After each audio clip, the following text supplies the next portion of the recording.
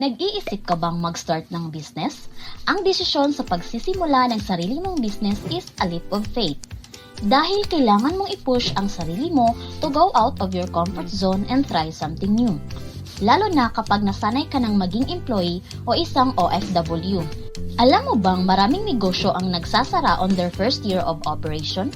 Maraming risk kapag nag-open ka ng negosyo, pero huwag kang panghinaan ng loob, kaibigan.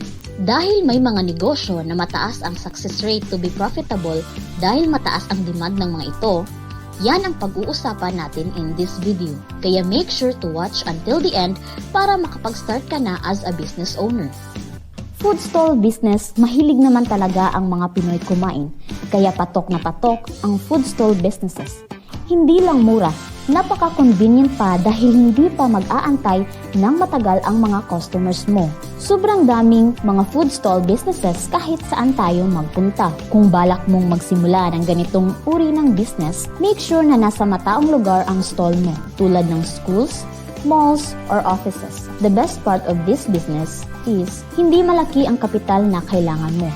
Marami ring franchise na pwede mong gawin na nagkakahalaga lang ng less than 100,000 pesos. I just want to share ang kwento ni Henry Guruta, na isang former realist boy, na ngayon ay kumikita ng 1,000,000 pesos a month dahil sa kanyang show my business. Noong siya ay bata pa lamang, siya na ang tumatayong breadwinner para sa kanyang mga kapatid. Marami siyang naging struggles sa buhay at nagtatrabaho na rin habang nag-aaral. Nang makagraduate na siya ay pinasok niya ang mundo ng business. Together with his wife, ginamit nila ang kanyang homemade recipe to open their first siomai stall malapit sa kanilang bahay. As of now, they have over 500 branches sa buong Pilipinas. Kaya kung may pangarap ka, walang pumipigil sa'yo kung hindi sarili mo lang.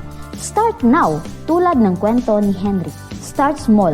Kapag nagkaroon ng profit, i-reinvest mo sa business para palakihin ito. Malay natin, kayo na ang next na magiging milyonaryo.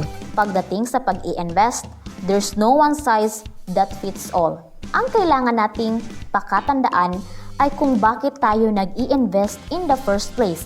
Sabi nga ni Barbin Fausto, set your goals, align your investment and strategy to your goals, and stick to your strategy.